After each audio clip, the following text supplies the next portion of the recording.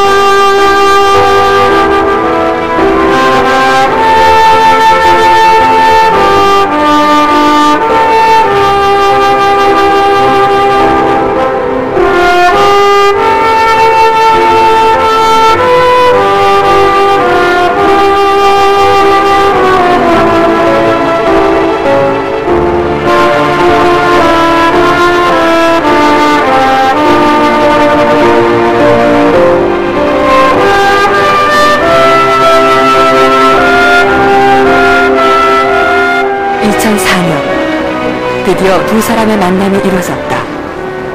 피터 누엔과 수많은 베트남인들 취재진이 전선장을 기다렸다.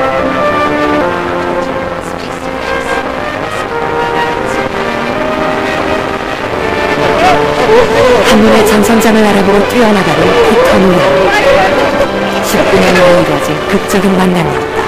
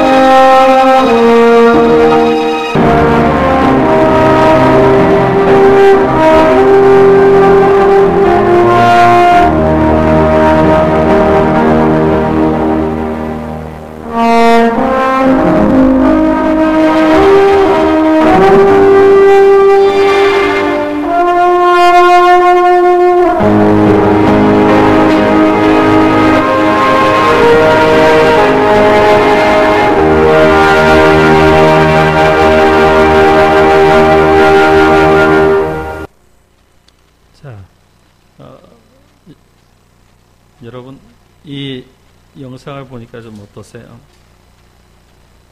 때로 전도자의 길이 어떤 희생과 어떤 직업을 잃어버리고 또 많은 사람들이 인정하지 않은 그런 삶이라 할지라도 그것을 선택하고 생명을 살릴 수 있다면 우리는 그 길을 가야 됩니다.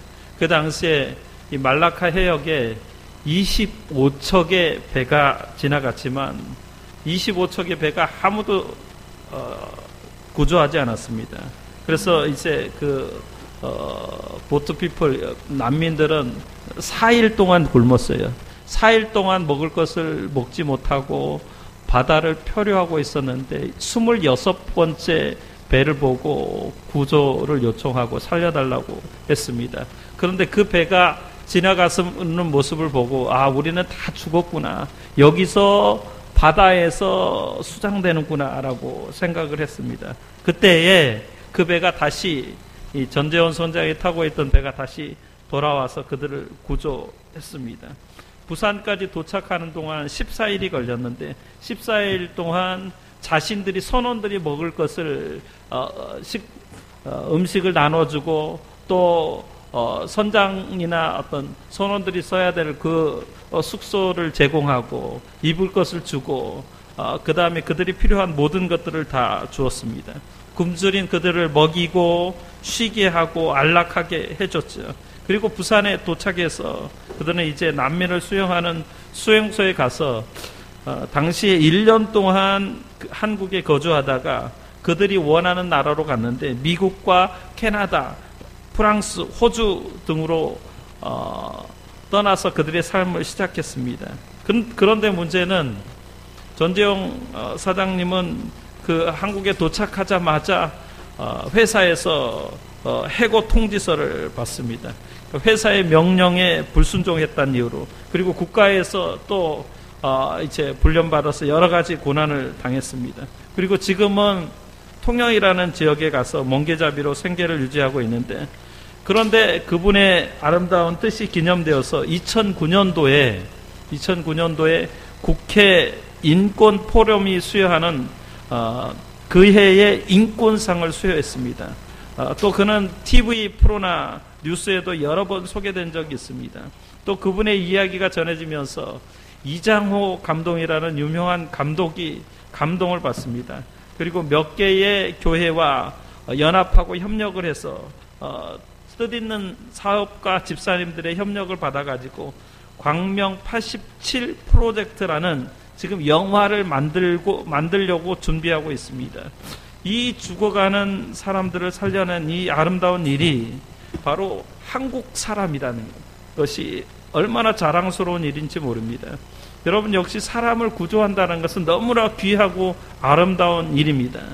하나님께서도 역사상 역사를 통해서 인간 구원을 위한 배를 하나 준비하셨는데, 여러분 혹시 그 배의 이름을 아시나요? 하나님이 인류 역사 가장 인간이 죄로 말미암아 타락하여서 모든 인간을 다 물에 빠져 죽게 하리라 하고 난 다음에 단 한 가족의 생명을 살렸는데, 그 가족이 120년 동안 지은 배가 있어요. 무슨 배일까요? 노아의 방주입니다. 하나님께서는 죽어가는 영혼을 구원하기 위해서 방주를 준비하라고 노아에게 명령하셨는데, 우리는 그 배경을 좀 생각을 해봐야 됩니다. 그 배경을 알기 전에 먼저 창세기 보면 하나님은, 여러분, 세상을 몇 일 만에 창조하셨죠? 6일 만에, 온 우주 만물을 6일 동안 창조하셨는데, 매일매일 빛이 있으라라고 얘기한 다음에 하나님이 좋았더라라고 얘기했어요. 그러니까 첫째 날, 둘째 날, 셋째 날, 그리고 맨 마지막 날에 누구를 창조하셨을까요? 사람을 창조하셨죠. 사람을 창조하시고 난 다음에는 뭐라고 얘기했냐면 매우 심히 좋았더라. 영어로는 very, very good이에요. 그 전에는 첫째 날, 둘째 날, 셋째 날은 very good이에요. 좋았더라, 심히 좋았더라니까. 그리고 맨 마지막에는 6일째 되는 때에는 하나님이 너무나 기쁘셔가지고 very, very good, 보시기에 심히 좋았더라라고 말씀하고 있습니다. 그런데 문제는 어디에 있느냐? 이 아름답게 창조된 인간들이 하나님의 영광을 위해서 살지 않고 인간들이 죄를 지은 거예요. 범죄하게 된 거예요. 그러니까 아담과 하와에게 하나님이 동산 나무의 실과는 다 먹어도 좋다. 그러나 단 한 가지를 먹으면 안 된다. 그게 뭐예요? 그렇지, 선악을 알게 하는 나무의 열매를 먹으면 안 된다. 그러면 어떻게 된다고 했어요? 그걸 따먹으면 어떻게 된다고 얘기했어요? 정령 죽으리라 라고 말씀했어요. 그걸 하나님과의 기본적인 약속에, 그 약속이 깨어지면 불순종이 들어오고 그 불순종 속에 죄가 머물러 있는 거예요. 그런데 간교한 에덴 동산에 가장 간교한 뱀이 있었는데, 사단이 뱀에게 들어가서 뱀이 누구를 꼬셨어요? 하와를 꼬셨죠. 야, 이거 사과인데 괜찮아, 먹어도 돼. 너 이거 먹으면 네 눈이 밝아져서 지혜로워지고 하나님처럼 돼. 그러니까 먹어도 돼. 지민이에게 이거 먹으면 맛있다라고. 아니, 지민이한테는 꼬실 게 뭐냐? 야, 게임하면 이거 하면 뿅 가. 이건 죽는다 너. 얼마나 시간 가는지도 모르고 너한테 생명을 줄 거야 라고 얘기하면 지민이가 게임을 할까 안 할까? 당연히 하죠. 그거하고 똑같은 거예요. 하나님은 정말 동산에 있는 모든 것은 다 좋은데 선악을 알게 하는 나무의 열매를 따먹으면 안 된다 했는데 그걸 따먹은 거예요. 그래서 인간에게 인간뿐만 아니라 온 지구상의 죄가 세상에 들어왔습니다. 죄가 들어온 이후로 죄가 세상과 인간을 순식간에 아주 죄로 물들게 만들었습니다. 온 세상이, 온 지구가 죄로 가득 차게 만든 거예요. 마치 여러분이 영화의 한 장면과 같습니다. 죄라는 바이러스가 온 세상에 퍼진 것과 같습니다. 그 결과 어떻게 됐냐면 인간이 여러분 그 좀비 영화 보시면 아시죠? 좀비 영화에 보면은 한 사람이 바이러스에 감염되면 그 사람 때문에 수많은 사람들이 다 좀비가 되는 것처럼 한 아담과 하와가 죄로 말미암아 그 인류의 대표가 죄를 지니까 모든 사람들이 순식간에 세상과 피조물들과 인간이 다 죄에 물들게 되었습니다.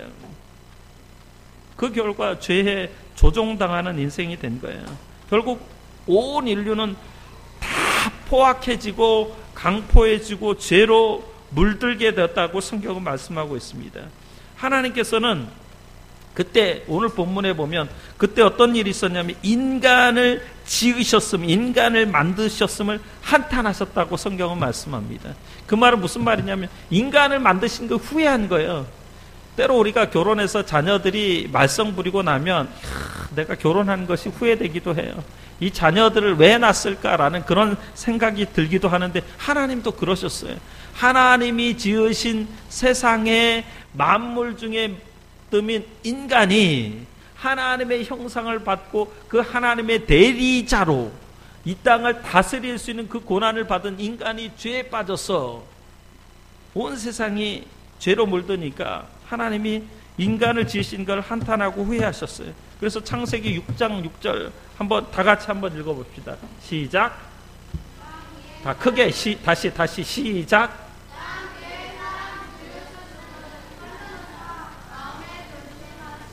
여기 한탄이란 말이 후회하셨다는 말이에요. 그리고 마음에 근심이 있었던 거예요. 오죽하셨으면 하나님이 인간의 죄악을 보고 마음에 근심하시고 후회를 하셨을까요? 그리고 하나님이 뭐라고 말씀하시냐면 창세기 6장 11절 13절 한번 말씀을 보십시오. 같이 한번 읽어봅시다. 시작.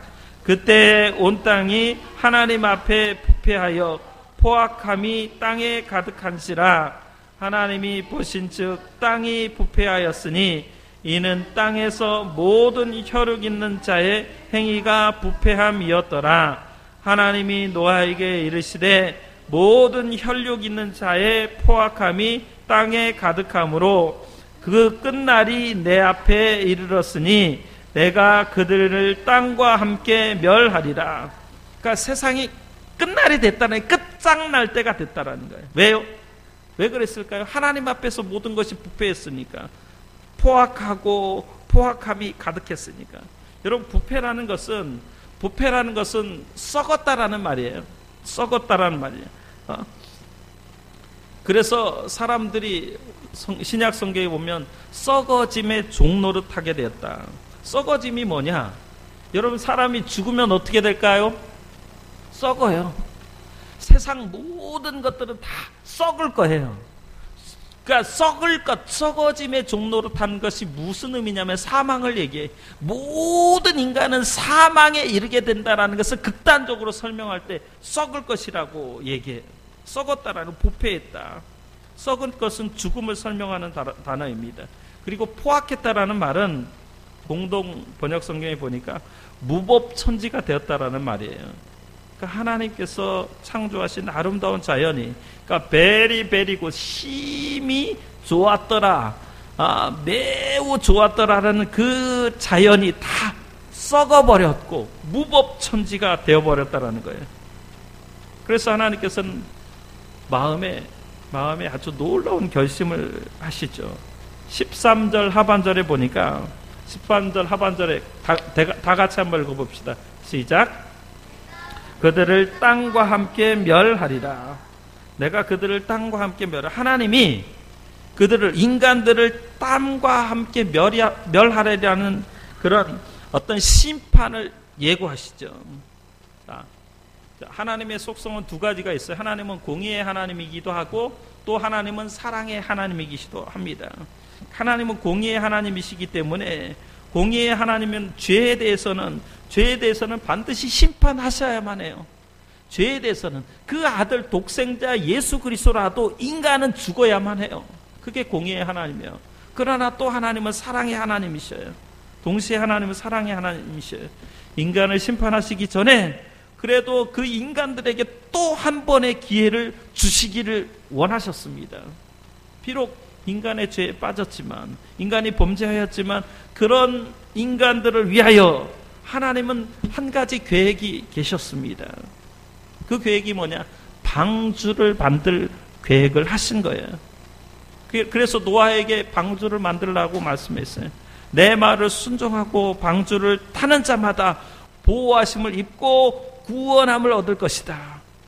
그래서 하나님은, 사랑의 하나님은 인간에게 또 한 번 자비를 베풀어 주셨습니다. 그 당시에 아주 당대의 의인이요 여호와께 은혜를 입은 노아로 하여금 방주를 만들게 하셨습니다. 노아는 방주를 몇 년 동안 만들었을까요? 노아가 방주를 몇 년 동안 만들었을까요? 120년 동안 만들었습니다. 근데 그 당시에는 전혀 노아 당시에는 땅에, 지상에 비가 내리지 않았어요. 비라는 것을 본 적이 없어요. 온 인류가 비를 본 적이 없어요. 근데 노아가 방주를 짓는데, 그것도 뭐 해변가에다 아니면 평지에다가 배를 짓는 것이 아니라 저 산꼭대기에서 배를 짓는 거예요. 그러니까 사람들이 노아 뭐해? 라고 물어보니까 나 방주 짓는다. 방주? 왜? 때가 되면 하나님께서 땅에 홍수를 내리시는데 온 땅에 비로, 그래서 모든 동물과 식물과 사람들이 다 죽는다. 이 방주 안에 들어온 사람들만 산다라고 얘기를 하는 거지. 그러면 그랬습니다. 그래서 오늘 성경 창세기 6장 14절 말씀 보면 뭐라고 얘기하냐면, 너는 고페르 나무로 너를 위하여 방주를 만들 때 그 안에 칸들을 막고 역청을 그 안팎에 칠하라 라고 말씀합니다. 이 고페르 나무라는 것은 요즘 말로 하면은 잣나무 또는 전나무를 이야기합니다. 그러니까 이 잣나무, 전나무가 얼마나 이렇게 튼튼한지 몰라요. 이것이 배를 만든 목재로 아주 적합하다고 합니다. 그 고페르 나무로 너희를 위하여 배를 만들 때 그 방주와는 칸으로 막아라. 그리고 뭐예요?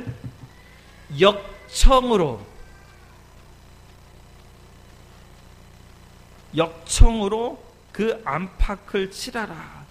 역청이 뭐냐면, 역청은 물이 새지 않도록 이 콜타르 같은 것을 칠하라는 거예요. 그러니까 석유 추출물인데, 오늘날에는 이 역청이 뭐냐면, 여러분 도로에 까는 게 뭐죠? 아스팔트. 아스팔트의 재료가 이 콜타르예요. 석유 추출물인데, 그래서 역청은 반드시 물이 새지 않도록 만드는 거예요. 지금 또 중동 쪽에는 이 역청이 많습니다. 여러분, 역청이라는 것을 들어볼 때 성경에 맨 먼저 나오는 것이 어디냐면은 모세가 태어났을 때 어린아이들 다 죽이라고 이제 바로가 명령하잖아요. 2세부터 3세에 있는 모든 어린아이를 다 죽이라. 근데 모세가 그 당시에 태어났는데, 모세를 살리기 위해서 모세의 어머니가 뭘 만들었죠? 바구니를 하나 만들었어요. 근데 3개월 동안 이제 그 아이를 키우다가 바구니에 담아가지고 나일강에 버렸는데, 거기 보면은 이 3개월 이상 더 이상 숨겨둘 수가 없어서 갈대 상자를 만들어서 그 갈대 상자에다가 뭘 바른 줄 알았어요? 역청을 발랐습니다. 역청을 칠해서 바구니에 물이 새지 않도록 하고 모세를 거기에 담아서 나일강에 떠내려 보냈더니 누가 건졌어요? 그렇죠. 바로의 공주가 목욕을 하다가 갈대 상자를 발견하고 모세를 구원하게 됐죠. 여러분, 그래서 이 갈대 상자라는 말과 방주라는 말의 어원이 같은 거예요. 모세라는 말은 물에서 건짐을 받았다라는 의미죠. 그래서 방주는 바로 하나님이 우리를 위해서 설계하신 배라는 거예요. 자, 그런데 하나님께서는 이 배를 아주 구체적으로 설계했습니다. 이 역청을 칠하라는 건 뭐냐면, 역청이 의미하는 게, 상징하는 게 있어요. 그건 뭐냐면 예수 그리스도의 보혈을 의미하는 거예요. 여러분, 방주는 뭐냐? 오늘날로 얘기하면은 교회인 줄 믿습니다. 교회를 상징하는 거예요. 방주가, 노아의 방주가 상징하는 것은 신약 시대에 정말 생명성되고 구조선되는 교회를 이야기하는 거예요. 그래서 교회는 예수 그리스도의 보혈로 피 뿌려진 공동체가 바로 교회인 줄 믿습니다. 그래서 우리가 예수를 믿고 교회 공동체 속에 들어오면 세상의 악한 영들이 더 이상 우리를 해치지 못할 줄로 믿으시기 바랍니다. 교회는 철저하게 예수 그리스도의 보혈을 의지하는 거예요. 예수 그리스도의 보혈이 피로 가득 찬 곳이 교회예요. 여러분 출애굽기의 사건을 아시잖아요. 마지막 10번째 재앙 중에 마지막 10번째 재앙이 뭐예요? 장자의 죽임이 있잖아요. 그런데 장자의 죽임이 있을 때 어떤 일이 있었어요? 양을 잡아서 그 피를 문설주나 어떤 기둥이나 임방에 바른 가정에는 죽음의 사자가 어떻게 해요? 넘어갔어요. 그래서 그 때를 유월절이라고 하는 거죠. 여러분 오늘 또 예수 그리스도의 몸된 교회는 건물을 이야기하는 게 아니에요. 예수 그리스도의 몸된 이 공동체에는 예수님의 보혈로 칠해져 있는 것을 믿으시기 바랍니다. 그래서 방주 안에 들어오면 구원을 받고 예수님의 교회 공동체 속에 들어오면 거기 구원이 있다라는 것을 설명해 주고 있는 거예요. 누구든지 예수를 믿고 예수님의 공동체에 들어오기만 하면 구원을 받는 줄 믿습니다. 그래서 오늘 하나님은 방주를 만드는데 아주 구체적으로 하나님이 설계를 하십니다. 어떻게 하냐면 오늘 본문 15절 16절 말씀을 다 같이 한번 읽어보겠습니다. 시작. 내가 만들 방주는 이러하니 그 길이는 300규빗, 너비는 50규빗, 높이는 40규빗이라 거기에 창을 내되 위로부터 1규빗을 내고 그 문은 옆으로 내고 상중하 3층으로 할지니라. 아멘. 여러분 옛날에 규빗은 뭐냐면 여기서부터 여기까지의 길이에요. 대략 어른의 손끝에서 팔꿈치까지 길이는 45cm입니다. 그래서 오늘 본문의 400규빗은 약 125m에서 135m 정도의 그런 어떤 길이를 얘기합니다. 여러분 방주를 아주 구체적으로 하나님이 설계하셨는데 노아가 만든 그런 방주를 하나님이 직접 설계하시고 노아가 건축하게 하셨는데 모든 설계도를 하나님이 직접 노아에게 주신 거예요. 자, 노아의 방주가 얼마만 할까요, 여러분? 얼마나 클까요? 엄청 커요. 막연하게 크죠. 자, 지금 월드컵이 한창인데 여러분이 그렇게 생각하면 돼요. 월드컵 경기장만한 그런 크기가 노아의 방주입니다. 그런데 3층으로 되어 있어요. 저 끝에 3층 높이의 창을 하나 두었는데 그리고 옆에 문을 하나 달았는데 이런 창문은 위에 하나밖에 없어요. 왜 위에 하나 있을까? 그것은 많은 성경학자들이 그렇게 얘기해요. 창문이 하나 있다. 위를 바라보라, 하나님을 바라보라는 의미가 담겨져 있다고 해요. 그러니까 구원은 위로부터 오는 것이고 하나님으로부터 오는 것이에요. 그러니까 방주를 다 만들고 위에서 이렇게 문을 닫으면 밖에서 열지 않으면 문이 열릴 수 없는 구조입니다. 그러니까 오직 주님만 바라보는 거예요. 그게 창문이 위로 있는 의미입니다.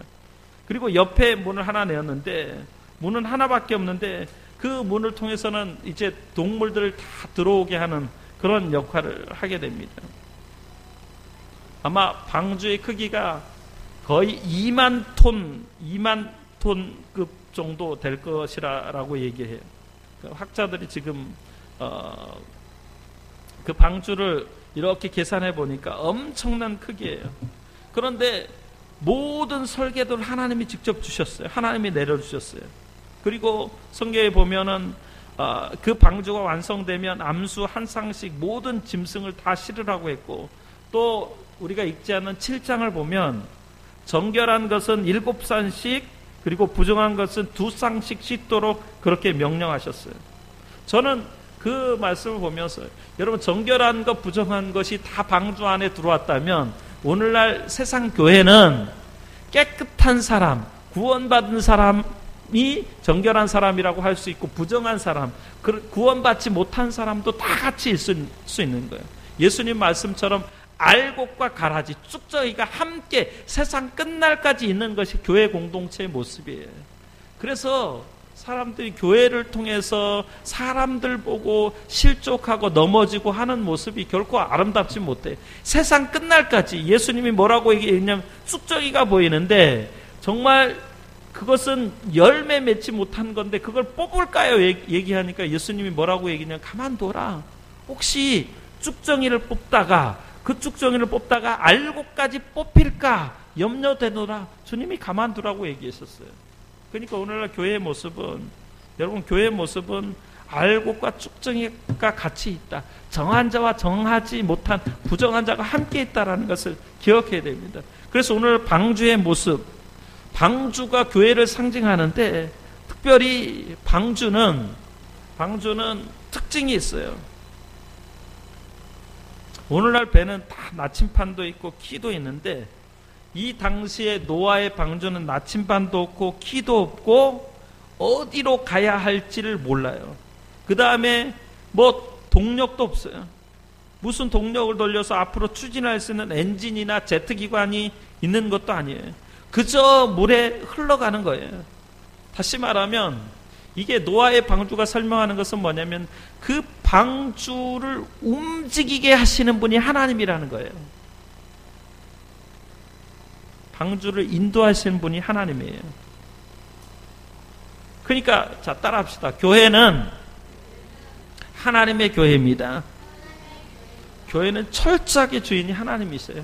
교회를 세우시고 교회를 없애시고 교회를 부흥케 하시고 교회를 정말 어떤 세속화하게 하시고 힘들게 하시는 분도 하나님이셔요. 그래서 창문이 하나다라는 이야기는 뭐냐면 우리가 하나님을 향해서 하나님을 의지하고 하나님께 기도할 수밖에 없는 존재라는 것. 그리고 방주를 이끌어 가시는 분이 하나님이시라는 것. 자, 그런데 여러분 중요한 게 뭐냐면 지금 방주의 문이 열려 있다라는 거예요. 왜냐하면 성경에 이렇게 말씀해. 지금은 구원의 문이 열려 있는 시기입니다. 지금은 은혜 받을 만한 때요. 지금은 구원의 날이로다라고 말씀합니다. 그러나 여러분 하나님이 이 구원의 문을 닫을 날이 올 것이라는 거예요. 그때는 돌이킬 수 없습니다. 그때는 돌이킬 수 없어요. 그 노아 당시에도 노아의 방주를 지으면서 많은 사람들에게 이 방주에 들어가며 삽니다. 여러분 살아납니다. 여러분 생명이 살아납니다. 여러분 엄청난 역사가 있습니다 했는데 방주에 들어온 사람 노아의 가족 외에는 8명 외에는 없는 줄 믿습니다.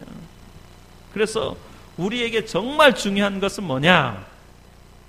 우리 교회가 정말 노아의 방주가 같이 정말 생명을 살리는 그런 어떤 생명을 살리는 역할을 해야 될 줄로 믿습니다.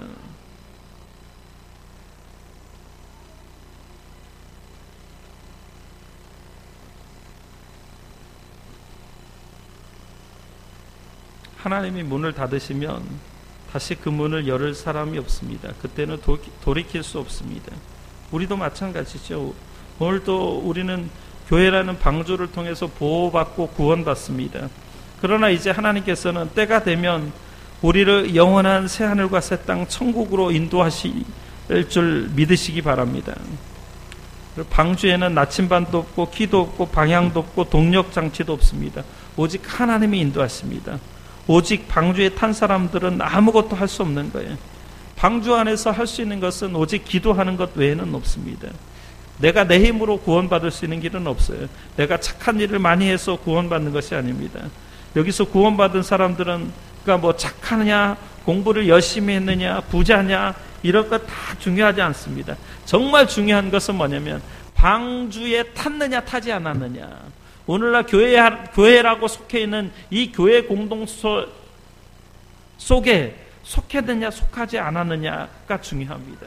방주 안에 탄 사람들에게 구원이 있고 교회 안에 있는 소속되어 있는 사람들에게 하나님의 구원의 은혜가 넘치는 줄 믿습니다. 자, 오늘 본문의 말씀을 여러분 보십시오. 말씀을 보면 하나님이 어떤 약속을 하셨냐면 19절 말씀 보면 너와 함께 생명을 보존하게 하되 또 19절 20절 말씀 보면 혈육이 있는 모든 생물을 너는 각기 암수 한 쌍씩 방주로 이끌어 들여 너와 함께 생명을 보존하게 하되 새가 그 종류대로 가축이 그 종류대로 땅에 끼는 모든 것이 그 종류대로 각기 둘씩 내게로 나아오리니 그 생명을 보존하게 하라. 여러분, 핵심이 어디 있냐면 노아의 방주를 만드시고 하나님께서 그 생명을 보존하게 하라 하는 데 핵심이 있습니다. 노아 홍수의 심판 가운데도 이제 생명을 방주에 잘 타게 해서 보존하게 하라. 이 어찌 보면 오늘 우리에게 그 사명이 주어져 있는 것 같습니다. 생명을 보존하게 하라. 이거 뭐예요? 우리가 전도해서 생명을 구원하라는 하나님의 뜻입니다.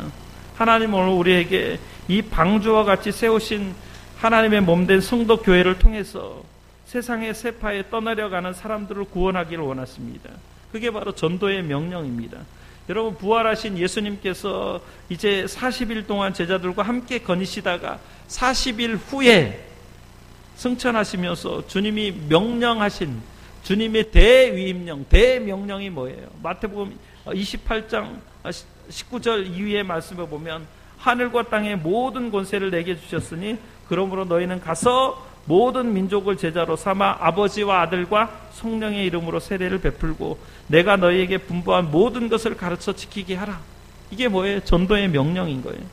너희는 가서 그들을 가르쳐서 세례받게 하고 하나님의 백성이 되게 하라. 이게 바로 전도의 명령인 거예요. 오늘 우리는 이 전도의 명령을 외면해서는 안 되는 겁니다. 왜 교회가 전도해야 될까요? 교회는 이 시대의 구원의 방주이기 때문에 그렇습니다. 자, 한번 따라합시다.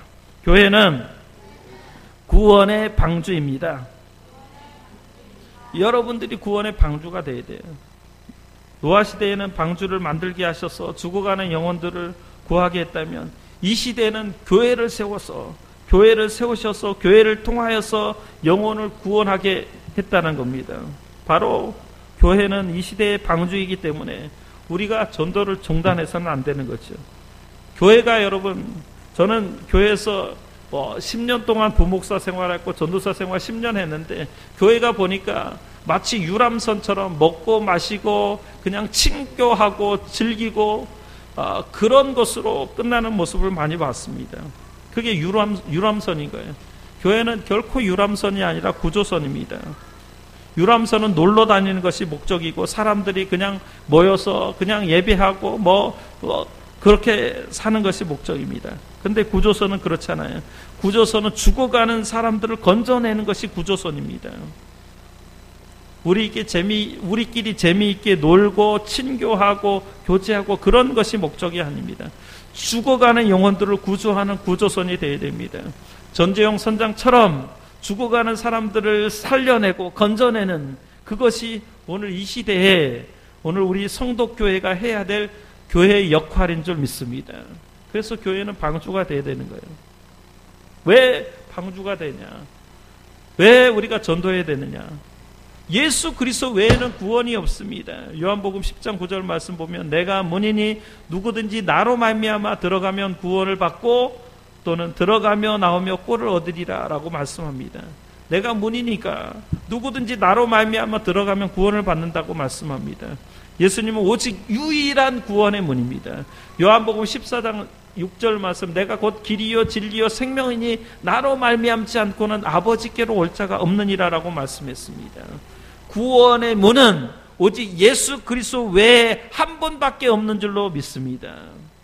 예수님이 나로 말미암지 않고는 아버지께로 올 자가 없다고 말씀했습니다. 사도행전 4장 12절 말씀 보면 다른 이로서는 구원을 얻을 수 없나니 천하 사람 중에 구원을 받을 만한 다른 이름을 우리에게 주신 일이 없음이라 하였더라라고 말씀합니다.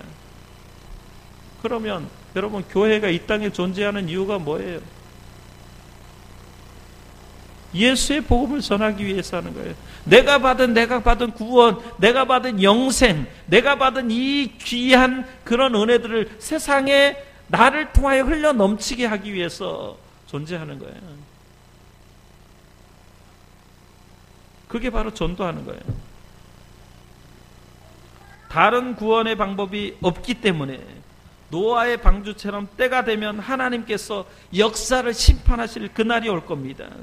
예수 그리스도를 믿지 않거나 교회에 들어오지 않는 영혼들은 결국에는 비참하게 죽을 수밖에 없습니다. 죽음으로 끝난다면 그냥 그것으로 끝입니다. 그러나 그 후에는 지옥이 기다리고 있습니다.